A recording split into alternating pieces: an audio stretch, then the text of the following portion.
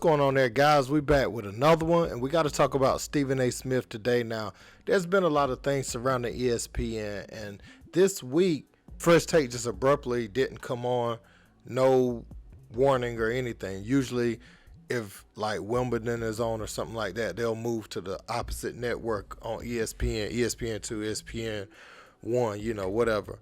But that didn't happen this week. And one thing they noticed last week was that Christine Williamson had replaced Molly Qerim, and that left some fans wondering, like, was she going to be a part of the layoff? So there's been a lot of speculation around the network. And Stephen A. Smith, he deaded any notion that Molly is gone, and he had something to say about them praising Skip Bayless and others for First Take and ESPN's success and leaving him out.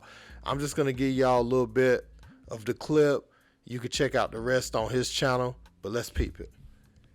Dan Le Batard, who I'll get into in just a few minutes.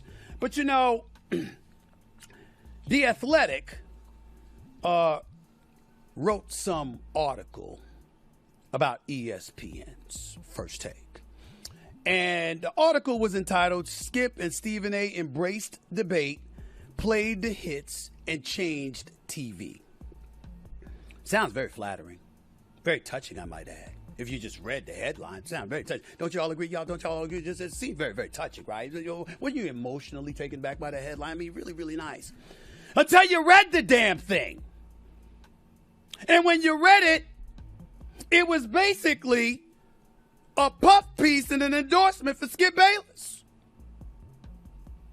Now, let me say something. I have no problem with a nice piece for Skip Bayless. Haven't spoken in a while. We haven't worked together for 7 years. As I repeated and reiterated on this show and various others, I will always be grateful for what Skip Bayless has done for my career. Regardless of how Charles Barkley feels about him or a plethora of athletes or other people, you're not going to get me to throw shade on my guy. We don't have to speak very often. We live two completely different lives. We're very, very busy and all of this other stuff. But the one thing that I have never failed to acknowledge is that Skip Bayless jump-started First Take. And he will always be synonymous with First Take. So anybody that wants to give him love for that, I don't have a problem with it. I'd be the first to do it. But when you write a piece like The Athletic did, and you're quoting everybody from Jamie Horowitz to Skip Bayless to Rob Parker to Rochelle Marquezine to former producer Kevin Reeder, to Jay Crawford, to John Skipper. They're all gone from ESPN. First Take is mine's, baby. And it's Molly Qerim's. But it's a different day. And when I sit around and I listen to people bloviate about where ESPN, it used to be this way. What the hell y'all talking about? What you talking about past tense for? We ain't going anywhere. The reason why I wanted to start the day off with this subject on this podcast is because I see the promos for other people. I get the impression of what people are wishing for. I'm not going away. I thought, fellas, I couldn't be more fired up about this upcoming year. You think I'm fading? You think First Take is going to fade? You think that we going to sit up there and lay down and just let others come along, or we going to take them out? Let's go. I can't wait. I might come off vacation early because I got time in August, too. I might come off vacation early in August. I can't wait. Hell y'all think this is? Everybody talking about what it used to be. We're number one. And I'm not just talking about First Take. I'm talking about ESPN. As you can see, man, Stephen A. Smith felt really slighted by that article. Like, people were saying ESPN is over because of all the layoffs and all the changes they made. And Stephen A is saying, no, we still number one.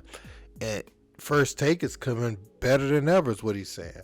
And he deaded that rumor that Christine Williamson or someone else was going to take over from Molly Qerim, confirming that this is just a vacation, that she's not one of the layoff casualties or anything.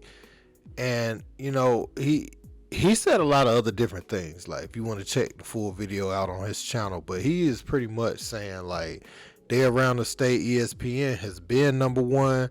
There's no need to believe they're not still number one. And they moving forward, they just strategically going forward with some new content. But as far as First Take, that's there to stay is what he's saying.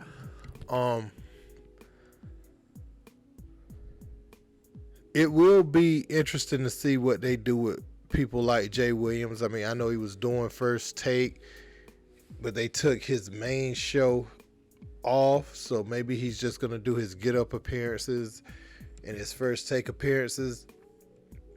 More people are going to be let go more than likely, man, because it looks like the way that these networks are going, they're seeing content creators on TikTok and Instagram, YouTube, all these platforms cut into some of their views because these people have mass followings, and it's a little different than what you fed by mass media. They feel like some of the people on the social media sites that they find are organic because you're hearing their opinions and something that's unfiltered that really reflects the way that they think about sports and the way they consume sports. So whether you agree with them or not, you feel like it's authentic. And I think ESPN is trying to reach and get people like Pat McAfee and others. They're keeping their cash cows like Stephen A. Smith, especially since he's severely underpaid. I hope he hears this. He is severely underpaid because of the way he carries the network. I mean that as a compliment to him as far as the amount of jobs he does. And, I saw where Kendrick Perkins is supposedly going over the NBA Countdown. That show, think about the amount of people we've seen on that show since its inception.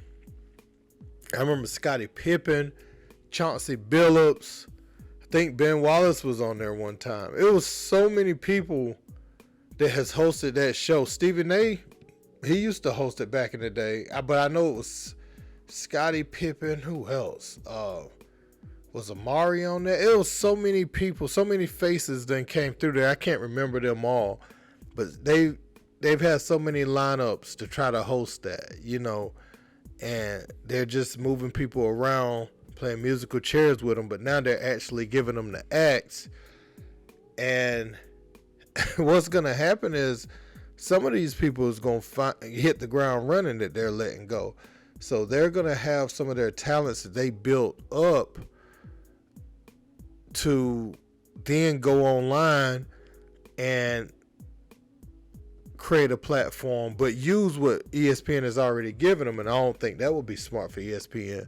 Like if David Pollack had like his own version of College Game Day every week on YouTube or something, I bet you so many people would tune in to check that out because they would like to hear his thoughts. So I don't know, man. Let me know what you guys think about this in the comments. Don't forget to like, share, and subscribe. Until next time, peace.